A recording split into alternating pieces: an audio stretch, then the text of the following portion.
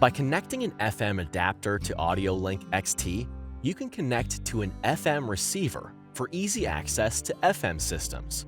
Switch on AudioLink XT. Open the rubber socket cover.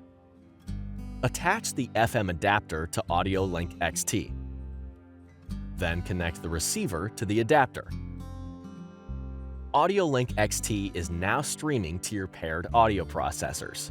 This is indicated by the left and right connection symbols slowly blinking. To stop streaming with the FM receiver, detach the FM adapter from AudioLink XT. Note, the FM adapter is not compatible with AudioLink.